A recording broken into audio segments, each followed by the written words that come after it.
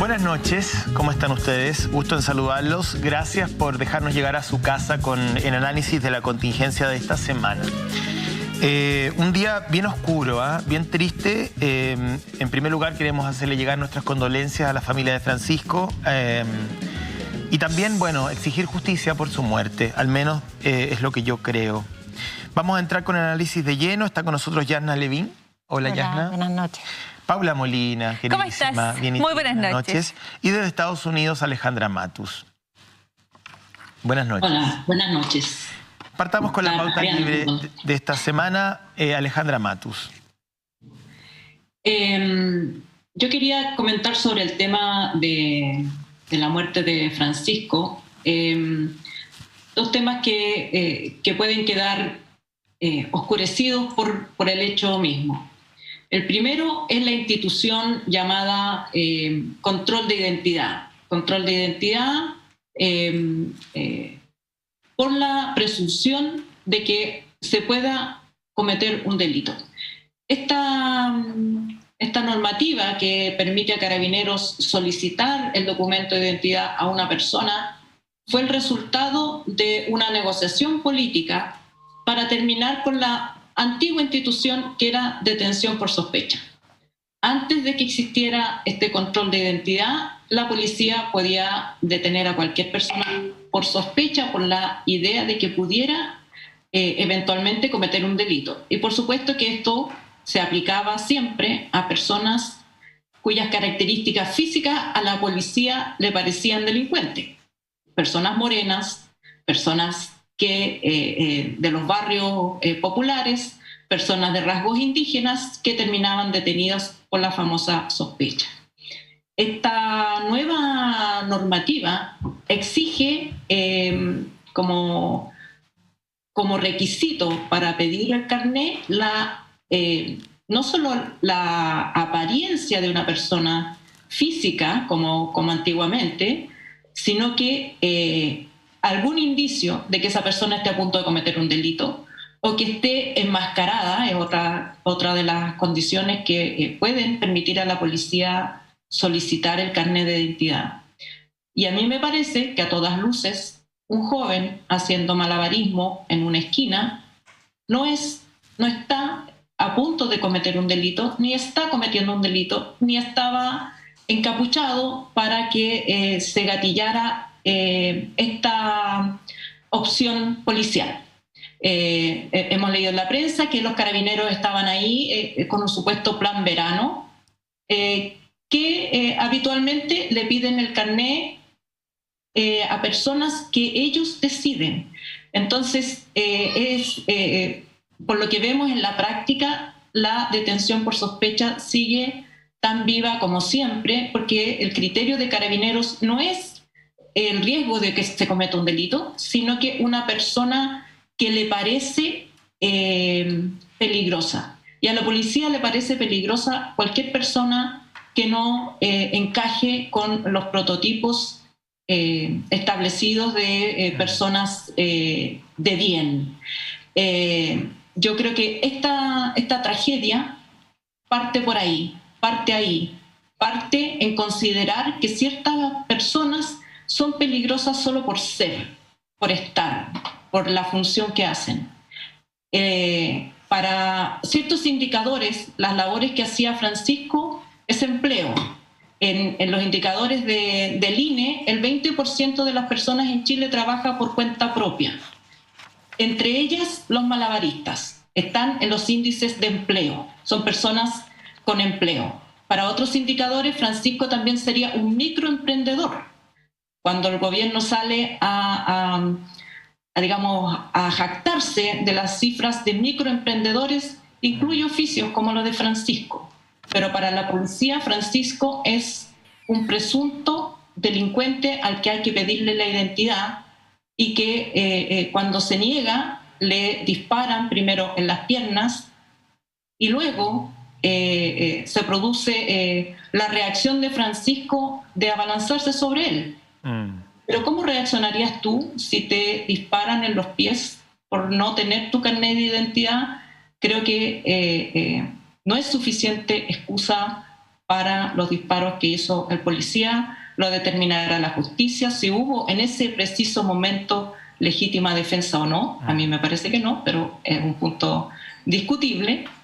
Lo que no es discutible es los criterios con que la policía actúa, a quién le pide carnet de identidad, a quién considera peligroso y a quién considera persona de bien. Y lo hemos visto reflejado en otro caso anterior de esta persona que en la plaza de armas desenfundó un arma. La policía no tenía cómo saber si esa arma era de balas verdaderas o era un arma de fogueo, y fue reducida como uno espera que la policía reduzca a las personas que cometen delitos, que es deteniéndola y llevándola por medios coercitivos no letales a una comisaría para hacer la denuncia correspondiente, porque recordemos también que en Chile no existe la pena de muerte, y aunque existiera, Alejandra, serían los tribunales los encargados de aplicarla y no la policía en las calles.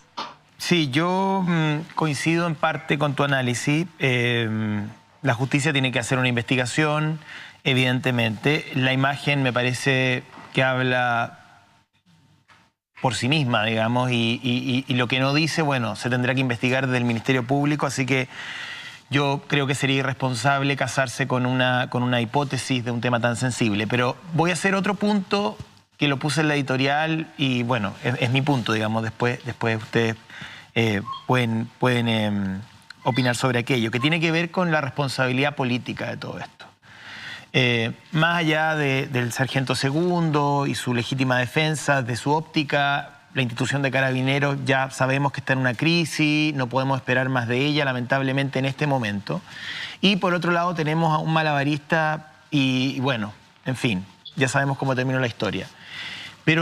Pero el simplismo, el encuadre básico, lo ramplón en que aparecen los políticos abordando este tema me parece peligroso.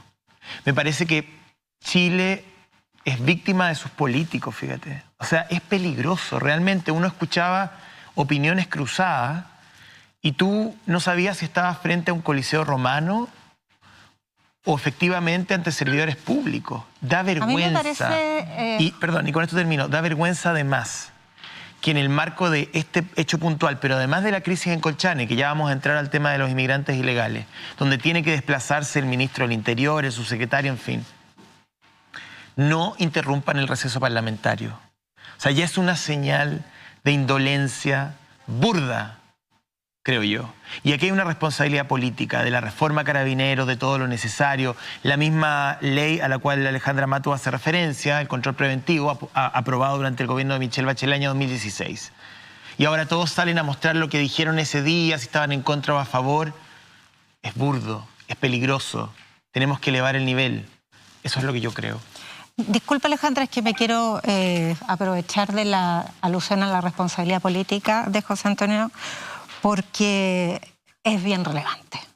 O sea, aquí hay responsabilidad policial sin duda y hay mucho paño que cortar al respecto. Pero la responsabilidad política de haber aprobado y promulgado esa ley de control preventivo de identidad, contrariando toda la evidencia académica nacional e internacional. Hay un estudio de la London School of Economics que dice que un negro tiene 25 veces más de posibilidades de ser controlado en su identidad que un blanco. Hay personas inocentes que también, de acuerdo a los mismos modelos, son detenidas o controladas en su identidad 30 veces durante su vida, por su sola condición o aspecto físico.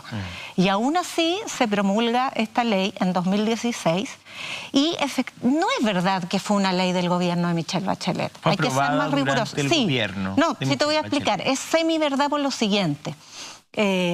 Esto se promulgó en el marco de la ley corta de antidelincuencia. Se presentó una moción parlamentaria que patrocinó el entonces ministro Jorge Burgos y, de acuerdo a antecedentes del momento que fueron desde luego trascendidos, fue a contrapelo de la propia presidenta. Pero tiene su coherencia esa versión porque toda la oposición, con excepción de la bancada demócrata cristiana y de el senador del PPD, Felipe Arboe, votaron en contra. Entonces, sí, yo solamente a lo mejor respecto de la ley específica, ok, podemos salvar a la figura de la presidenta o a un grupo de parlamentarios, pero de toda esta gran crisis yo no voy a limpiar aquí a la izquierda. Me parece tan responsable como la derecha en muchas de sus decisiones y en muchos de sus análisis. Y la presidenta Bachelet también actuó, me parece, digamos, zigzagueante frente a algunos temas que hoy día consecuencias estamos pagando todos. Entonces, desde ahí, creo yo que, no sé, es mi óptica muy personal, respeto la posición de todos, pero yo creo que la responsabilidad política de esta crisis es enorme, porque no es solamente el caso de Francisco. O sea, la descomposición de Carabineros, o sea, la figura de Bruno Villalobos es nefasta y viene desde la administración Bachelet y de ahí hacia adelante, digamos.